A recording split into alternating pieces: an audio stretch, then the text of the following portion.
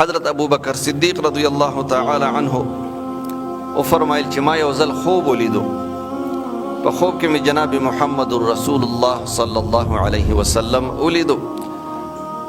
وی زه د لاس نه ونیولم او روان یې کړم.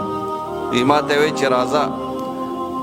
چې روان شوم ورسره وی ما ته نبی کریم صلی الله علیه وسلم فرمای چې ای ابا بکر وګوره جهنم ته. وی ما چې جهنم طرف ته وکتل، اوس خوب دی. دا خوب خو چې کوم دی پیغمبر علیه السلام بلکې هر یو پیغمبر چې څوک په خوب کې وویني نو دا داسې ده لکه چې د په ویښه باندې دا ولیدو. د پیغمبر په خوب کې لیدل چې کوم دی هغه دروغ کېدی نشي.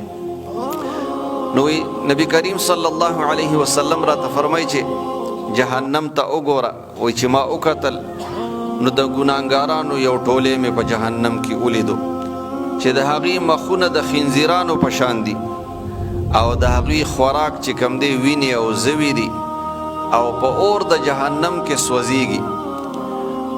ابو بکر صدیق رضی الله تعالی عنه فرمایي چې ما د نبی کریم صلی الله علیه وسلم نه تپوس وکړو چې ای د الله رسوله د دې خلکو د دې عذاب سبب څه دی؟ دې خلکو له د عذاب او د سزا ولې ورکولی کیږي؟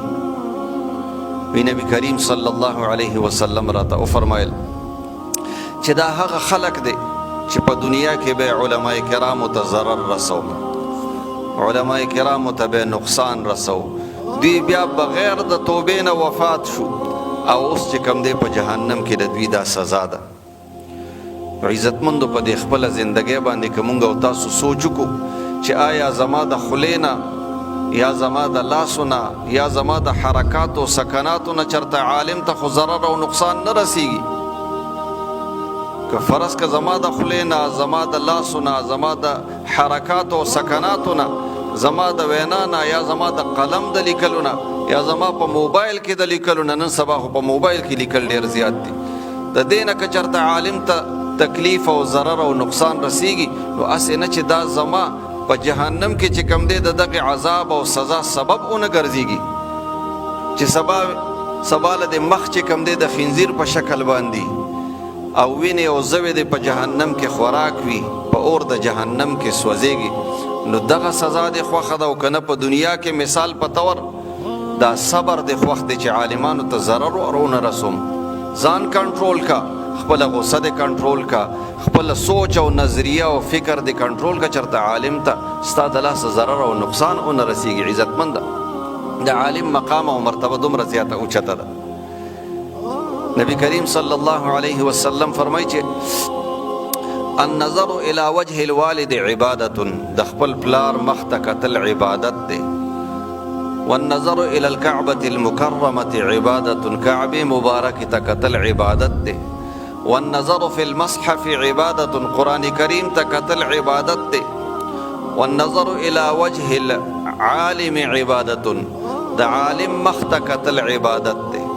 من زار عالما فكأنما زارني، چا چې د عالم زیارت کو، د عالم ملاقات وکړو، نو نبی کریم صلی الله علیه وسلم فرمایي چې گویا کې د زما زیارت او زما ملاقات وکړو. ومن صافح عالما فكأنما صافحني، چا چې د عالم سره مصافحه وکړه، د عالم سره لاس ملاو کړه، نو گویا کې نبی کریم صلی الله علیه وسلم فرمایي چې گویا کې چې د زما سره مصافحه وکړه او زما سره لاس ملاو کړه.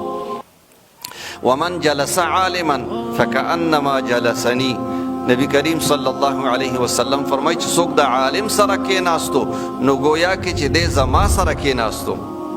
ومن جلسني فی الدنیا اجلسه الله معي یوم القیامه، او څوک چې زما سره وي په دنیا کې کېناستو نو دا سړی به الله پاک زما سره د قیامت په ورځ باندې کېنی.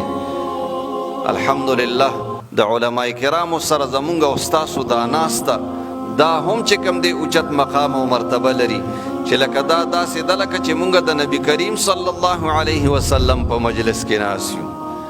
نو عزتمندو نبی کریم صلی الله علیه وسلم خو د دنیا نه 1400 کاله مخکې تشریف وړی دی. هغه ناسته زمونږ سره مونږ ته نصیب کېدل ګرانو، هغه چې کوم دی مصافحه مونږ ته نصیب کېدل چې کوم دی ګرانو، د هغې زیارت او ملاقات مونږ ته په دنیا کې نصیب کېدل ګرانو.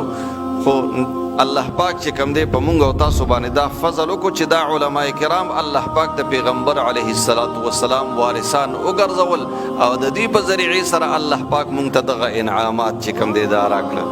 العلماء ورثة الانبیاء، علماء کرام دا د انبیاء کرام وارثان دي. عزتمندو، بهر حال وخت ډېر